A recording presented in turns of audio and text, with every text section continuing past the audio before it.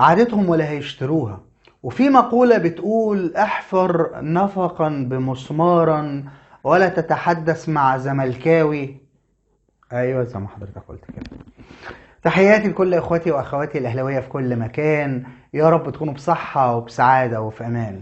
الاعلام الرياضي الزملكاوي المتمثل في ميدو خرابه واحمد جمالات وخالد فطوطه وباقي الزملكاويه اللي هدفهم هو التقليل من النادي الاهلي والتقليل من انجازات النادي الاهلي وافشال النادي الاهلي، علشان شايفين ناديهم ما بيحققش بطولات، شايفين ناديهم خارج الخدمة، فعايزين ينالوا من النادي الاهلي. مش كده وبس، لا ده المرشحين في الانتخابات اول حاجة بيقولها كهربا وفتوح وامام عاشور، بتلاقيهم بيتكلموا على الثلاث لعيبه دول بالذات. مش هنقصد غرامه كهربا، حق نادي الزمالك احنا مش هنسيبه، ومغازله السوشيال ميديا، وكأن السوشيال ميديا هي المؤثره وليها الحكم في اختيار بعض المرشحين، على الرغم ان اللي بيختار مش الجمهور ولكن اللي بيختار هما اعضاء الجمعيه العموميه لنادي الزمالك. اسلام الشاطر اتكلم في نقطتين في منتهى الاهمية، هو تصيد الاعلام الزملكاوي والنيل من النادي الاهلي بشكل علني، وكمان وجه رسالة قوية ونارية للمرشحين اللي بقت سيرة النادي الاهلي البانة في بقهم في الحاجة اللي هيعملوها لما يبقوا في نادي الزمالك. لازم يزجوا باسم النادي الاهلي. يا عم انت النادي الاهلي واسم النادي الاهلي مش هو ده اللي هينفعك. اللي هينفعك وبشكل مؤثر وبشكل ايجابي هو انك تجد حلول للمشاكل والمصايب والكوارث اللي عندك في نادي الزمالك، مش ان انت تتكلم عن النادي الاهلي او تتكلم على كهربا او تتكلم على امام عاشور او تتكلم على اي حد من النادي الاهلي. كلام كتير قاله اسلام الشاطر، تعالوا نطلع ونسمع ونشوف قال ايه، وتعالوا لي مره اخرى عشان في كلام مغاير تماما انا هقوله لكم في هذا السياق. بس وانت بتتفرج على الفيديو ما تنساش اخويا حبيبي الاهلاوي تدعمنا بلايك وشير الفيديو. اول مره تشوفني، اول مره تخش قناتي، تشترك في القناه وتفعل زر الجرس وتختار كل الاشعارات عشان ما يفوتكش اي فيديو بينزل على قناتنا وقناتكم قناه كل الاهلاويه على اليوتيوب. يلا نطلع ونسمع ونشوف اسلام الشاطر قال ايه ونرجع نكمل كلامنا. يلا بينا. مبدئيا كل ما يقال في حائط صد بخصوص وسائل الاعلام وتناولها لما يخص النادي الاهلي، انا هنا لا اصادر على حق احد في ابداء رايه. ابدي رايك وقول اللي انت عايزه، وانا هنا برضو لا اقف امام احد عايز يقوم بعمل الاعلام بالشكل الذي يراه مناسبا. كل برنامج يرى ما يراه مناسبا طالما لم يخالف مواثيق الشرف الاعلاميه والقواعد المهنيه. ولكن زي ما حضرتك من حقك تقول، من حقي ان انا ابدي تحفظي على كلامك او وصفك او تحليلك او اي شيء. انا مش بتاع بطاطس يعني، انا برضه يعني بفهم في الكوره شويه. وهنا انا لا اقصد شيء في الموضوع بتاع بطاطس، انا لا اقصد شيء يعني، انا اقصد يعني انا ما بفهمش حاجه في البطاطس مثلا، وبتاع البطاطس ما بيفهمش في الكوره، هي دي القصه يعني. او بينكم كل الناس بقت تفهم في الكوره دلوقتي، وكل الناس عندها الملكه ان هي تفهم اللي قدامها لا بيضحك عليهم ولا لا.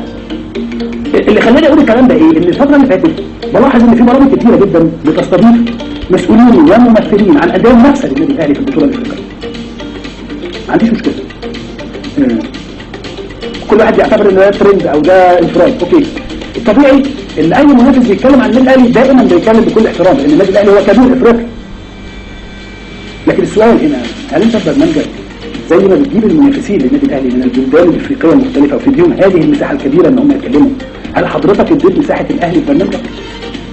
الاهلي هنا لا يمثل نفسه طبعا ويمثل بلد. هتقول لي الاهلاويه 80 90 مليون، يا سيدي ماشي، من 100 الى 120 الثواب الاعظم هم الاهلاويه. الاهلي هنا بيمثل كره القدم المصريه في بطوله الدوري الافريقي ودوري الابطال. احنا خلاص كلها بكره وفتره التوقف الدوري هتنتهي، بعدها هيكون الاهلي بيستعد بشكل كبير جدا ومضغوط جدا لمباراه سيمبا التنزاني في الجوله الاولى من الدوري الافريقي. طب هل حد فكر يعمل حاجه لدعم النادي الاهلي في البطوله دي؟ بلاش دي. هل مثلا الاعلام الرياضي في تنزانيا كلم حد في الاهلاويه وقال لهم اعملوا معانا مداخله مثلا؟ ما حصلش، او يمكن يكون حصل. لكن لو حد عنده اجابه يا ريت يقول لي، يقول له لا اسلام حصل 1 2 3 وحد عمل مداخله مع فلان الفلاني في الحته الفلانيه. لانه حضرتك طبعا مصر الكبيره ومصر العظيمه ومصر هي اساس الاعلام واساس كل شيء، ولكن في نفس الوقت لو حضرتك اديت 10 دقائق للضيف منافس النادي الاهلي على دماغنا مفيش مشكله، ولكن على الجانب الاخر يعني انا ممكن انا هنا ممكن انا بحاول ان انا اجيب احد الضيوف ان هو يتكلم معانا، ولكن بقيه الحلقه كلها بتبقى على النادي الاهلي. نادي الزمالك كل يوم بيطلعوا تصريح يخص النادي الاهلي واحد لاعبين. يا جماعه يعني انا بتمنى لكم كلكم التوفيق، بس رجاء يعني يا ريت حضراتكم تركزوا في اللي انتوا فيه، ركزوا في مشاكل نادي الزمالك وكيفيه حلها، ركزوا في ان نادي الزمالك عنده امور كثيره جدا جدا محتاجه ان هي تتحل، مش بالكلام ولكن بالفعل والعمل. اتمنى ان كل كلام حضراتكم يكون اكثر واقعيه، مش كل شويه يقول لك اصل كهرباء مش هنقسط، يا عم ما تقسطش، هو حد طلب ان انت تقسط؟ وانا حاجه غريبه جدا، انا بالنسبه لي المواضيع دي بتبقى غريبه، يقول لك اصل احنا مش هنسيب فتوح للاهلي، فتوح مين اللي هيروح للاهلي؟ هو في حاجه حصلت من هذا الكلام؟ هو حضراتكم بتتكلموا على ايه؟ بتتكلموا على ايه اللي هيحصل بعد كده يعني؟ ولا انا مش فاهم. وياما شرحت الفتره اللي فاتت يا جماعه النادي الاهلي لا يتعاقد مع لاعب الا بالطرق القانونيه، والنادي الاهلي لا يتفاوض مع لاعب الا في الاوقات الرسميه، من حق النادي الاهلي ان هو يتفاوض مع اي حد طالما الوقت الرسمي، مع اي حد في العالم بيلعب في الزمالك او بيلعب في مانشستر يونايتد، ما عنديش مشكله. ولكن اتمنى ان الناس تفضل كل واحد في يعني المرشحين في انتخابات نادي الزمالك بيلعبوا على وتر الجماهير او وتر اعضاء الجمعيه العموميه اللي بيحبوا ناديهم. طبعا اعضاء الجمعيه العموميه نادي الزمالك انتوا ما بيحبوا ناديهم وعايزين ينتخبوا افضل ناس عشان يطلعوهم من المشاكل اللي هم فيها. طبعا المشاكل بنسمعوا يعني انا اللي بنسمع كل ما على طول دايما في مشاكل الفتره اللي فاتت وكذا وكذا وكذا. انا شخصيا اتمنى الخير للجميع، انا ما عنديش اي ازمه في هذا الامر، لكن الحقيقه الكلام اللي بيتقال كل يوم عن النادي الاهلي او احد لاعبيه وجهه نظري ان هو بيفوق بكثير اللي بيتقال عن نادي الزمالك وكيفيه حل مشاكل نادي الزمالك. بالمناسبه الكلام عن النادي الاهلي مش هيحل المشاكل، مشاكلك يجب ان انت تحلها بنفسك، انا ما اعرفهاش، محدش يعرفها. المرشح اللي بيرشح نفسه هو اللي بيبقى عارف انا داخل عندي مشكله ان انا اجيب الكارت ده من هنا لهنا، فهجيبه ازاي؟ هو بيقول انا هجيبه ازاي؟ وعلى اعضاء الجمعيه العموميه ان هم، لكن مش كل حاجه يقول لك ايه اصل لم مش هقسط. مين قال ان احنا كهرباء طلع اساسا ان ضربته تتاثر؟ هل حد سمع ان كهرباء عايز يعمل كده؟ هل صدر حاجه رسميه بتقول هذا الكلام؟ يقول لك اصل فتوح هيروح الاهلي ايه ومين اللي قال ومين اللي... يا جماعه ما يصحش الكلام ده. احنا بنقول ان احنا داخلين في عصر كويس وعصر محترم، وانا سامع ان هنا في بعض المرشحين بيقولوا ان احنا اصدقائنا من اعضاء مجلس اداره النادي الاهلي واصدقاء من مجلس اداره النادي الاهلي يقولوا اصدقائنا من بعض المرشحين، وبالتالي الامور ماشيه في اتجاهات جيده، كل واحد فيهم عايز الافضل لناديه والعلاقات الشخصيه تذهب الى شكل اخر، لكن في النهايه كل واحد فيهم هيدافع عن ناديه باحترام وادب واخلاق. ده اللي احنا كنا فاهمين ان هو هيحصل خلال الفتره اللي جايه بعد ما يعني حصل اللي حصل الفتره اللي فاتت، وانتهى عصر الصوت العالي والكلام اللي حضراتكم عارفينه ده. مش عايز اتكلم في هذه الامور عشان محدش يغلطني. فكل اللي انا بقوله الغرض من الكلام اللي انا بقوله ده لا يصح الزج باسم النادي الاهلي في الدعايه من خلال اي مرشح سواء نادي الزمالك او غيره اي نادي يعني، ولكن ان هو الفتره دي نادي الزمالك هو اللي عنده انتخابات، وبالتالي اتمنى ان الامور تمشي في نصابها وتظل الامور دائما في اطار الاحترام والادب. يعني من يومين ثلاثه اتكلمنا عن احد المرشحين اللي اتكلم بشكل منطقي وعقلاني عن النادي الاهلي، وقال ان النادي الاهلي الافضل من ناحيه الرعايه عشان هو مستقر وعنده بطولات كبيره. قلنا الكلام ده على الهواء، قلنا الكلام ده على الهواء، ما قلناش ما يؤجج الفتنه، ما اتكلمناش على امور اخرى بتسخن او بتغذي الفتنه ما بين الجمهورين، لان كل اللي احنا عايزينه نفسي وهي من امنيات حياتي يعني اتمنى، انا داخل على 50 سنه اهو، اتمنى ان انا اشوف مباراه اهلي وزمالك بجمهور الاهلي والزمالك طبعا، بس انا بتكلم عنها هنا، اتكلم عنها. اتمنى ان انا اشوف الجمهورين، كل جمهور الاهلي وجهه نظر الجمهور الاهلي بالنسبه له اعظم جمهور في الكوره. نسمع بيقول ايه وبيغني لعيبته طول عمره يعني. الحمد لله انا كنت بيجي لي اللاعب وشايف جمهور الاهلي وهو واقف معاك وانت بيخش فيك جون وفي اخر ثانيه تفرق ماتش 4-3 بتاع مصر الاهلي والزمالك، تفرق ماتش صفاقسي، تفرق ماتشات كتير عفوا ماتشات كتيره جدا ممكن فكرت فيه. مش السبب الرئيسي احنا ولا اللعيبه يعني ولا الجمهور ولا انا اسف، مش السبب الرئيسي. لو بصيت حواليك على الإعلاميين هتلاقيهم كلهم زملكاوية، إذا كان هاني حتحوت أو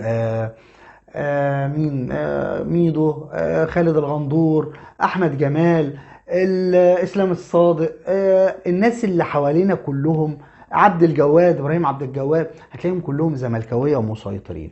وحتى اللي مش بيصدم بشكل مباشر بيضع لك السم في العسل. ولكن في ناس واضحه زي ميدو مثلا يستضيف ناس مثلا اذا كان من الهلال السوداني او من اي فريق النادي الاهلي هيلاعبه، ويجيبوا على الهاتف طب احنا عايزينك تغلب النادي الاهلي، احنا بنتمنى لك الخير، حاول توقف مسيره النادي الاهلي. يا عم في ايه؟ ده انت في بطوله والنادي الاهلي في بطوله.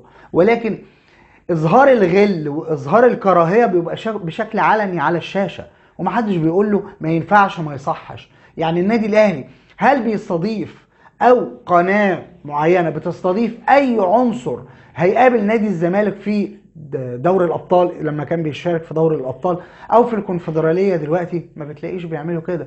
على العكس تماما وعلى النقيض تماما بيحصل كده من خالد الغندور او من سواء مثلا في الراديو او على الشاشه من ميدو او من اسلام صادق او من عبد الجواد او من الناس اللي هم ايه عندهم نوع من انواع يعني يخلي النادي المنافس يغل من النادي الاهلي ويدوم.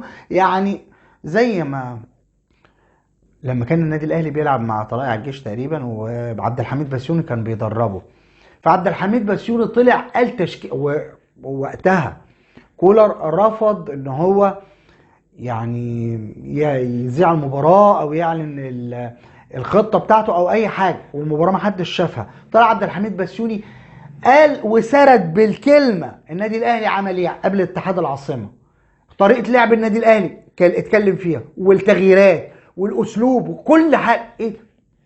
ايه ده؟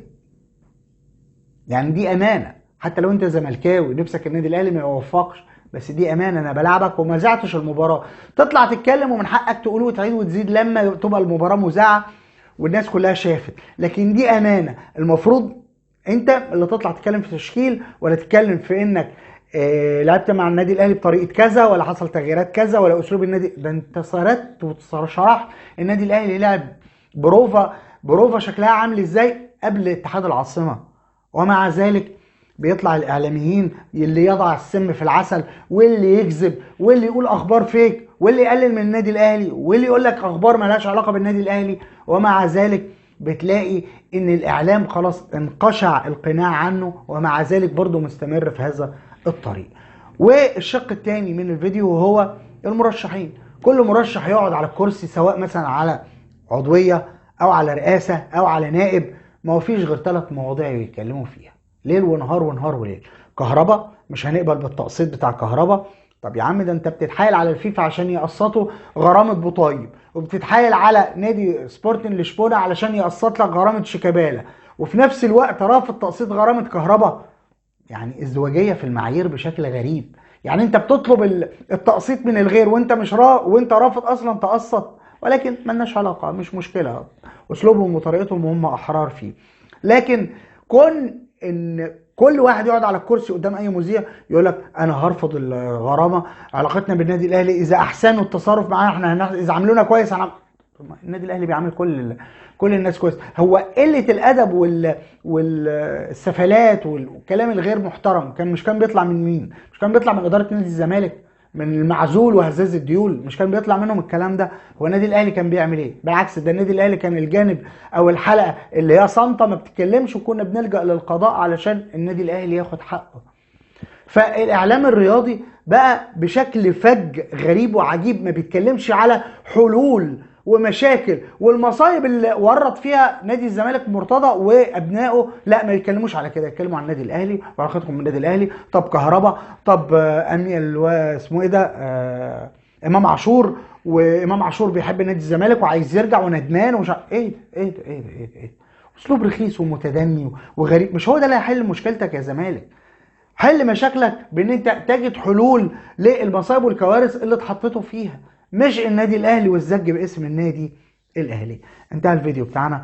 ما تنساش اخويا حبيبي الاهلاوي تدعمنا بلايك وشير الفيديو. اول مره تشوفني، اول مره تخش قناتي، تشترك في القناه وتفعل زر الجرس وتختار كل الاشعارات عشان ما يفوتكش اي فيديو بينزل على قناتنا وقناتكم، قناه كل الاهلاويه على اليوتيوب. بشكركم مره واثنين وثلاثه وعشرة. كان معاكم اخوكم هاني الشرقاوي، والسلام عليكم.